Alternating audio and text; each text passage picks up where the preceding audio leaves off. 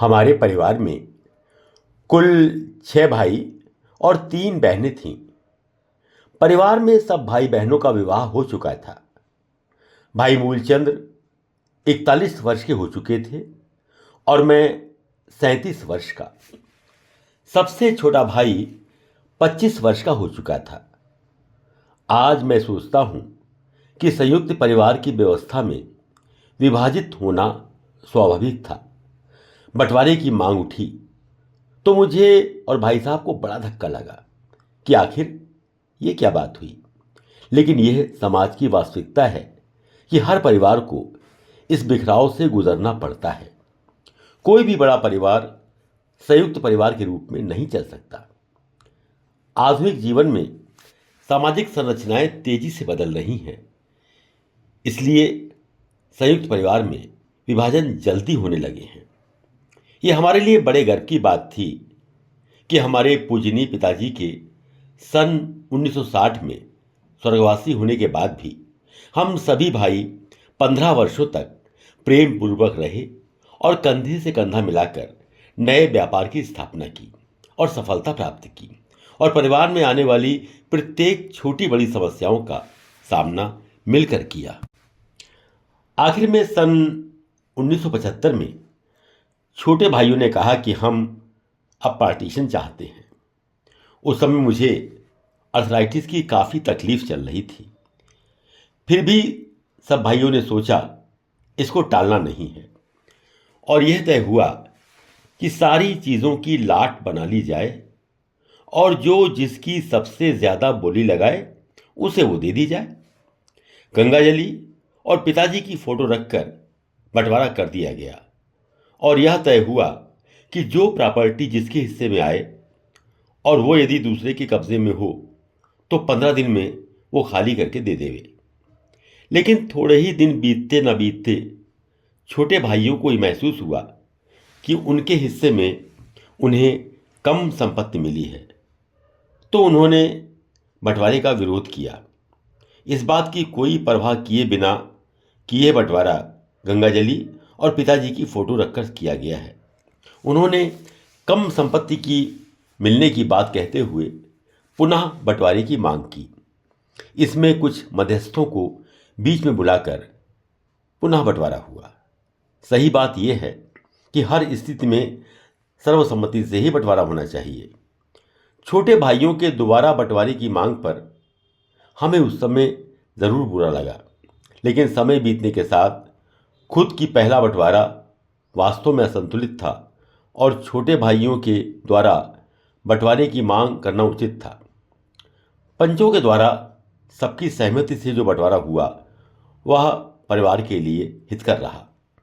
सब भाइयों में समय के बीतने के साथ आपस में फिर से प्रेम संबंध हो गए और सभी भाइयों ने अपनी मेहनत और कौशल से अपने अपने व्यापार में उन्नति की। आज जब मैं विचार करता हूँ तो आवश्यक समझता हूँ कि भाइयों के बीच में उचित समय पर बंटवारा होना ही चाहिए, जिससे कि सभी अपने हिसाब से उन्नति का मार्ग प्रशस्त करें और आपस में प्रेम भी बना रहे। 3 फर्में काम कर रही थीं। उनमें किरण एंड कंपनी सबसे छोटे भाई को दे दी गई। अलीगढ़ में जो रामचंद्र पूरनचंद फर्म वो पूरनचंद जी को दे दी गई। Shri Ram steel private limited जो अलमारियां बनाने का काम कर रही थी और जिसको रेंट कॉन्ट्रैक्ट भी मिला हुआ था, वह सम्मिलित रूप से कैलाश चंद्र और सत्येंद्र कुमार को दे दी गई। इस तरह पूरा बंटवारा हो गया। आगरा में कोई काम न होने के कारण मैं और मेरे बड़े भाई मूलचंद अलीगढ़ चले गए। जाने से पहले मैंने अपनी माँ के चरण स्पर्श किए और स्वर्गीय पिताजी की फ़ोटो अपने लिए मांगी, जो उन्होंने मुझे दे दी। अलीगढ़ में हम दोनों भाई 8 महीने तक एक किराए के मकान में ही रहे। अलीगढ़ में हमें 1000 वर्ग गज ज़मीन मिली थी, जिसमें भूतल पर हिंदुस्तान कमर्शियल बैंक किराए पर थी। उसका किराया 1400 रुपये महीने आ रहा था। बाकी जगह खाली पड़ी हुई थी।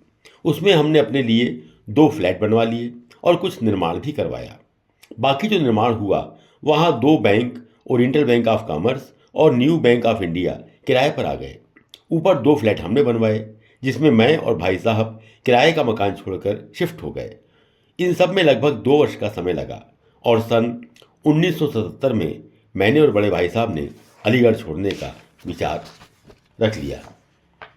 आगरा में एक फर्म भारत व्यवसाय प्राइवेट लिमिटेड के नाम से थी, जिसमें सीमेंट का काम होता था, लेकिन जो कई साल से बंद पड़ी थी।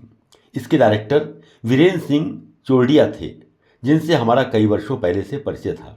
हमने सोचा कि अगर यह बंद फर्म भारत व्यवसाय प्राइवेट लिमिटेड हमें मिल जाए तो हम आगरा आकर कुछ काम कर सकते हैं।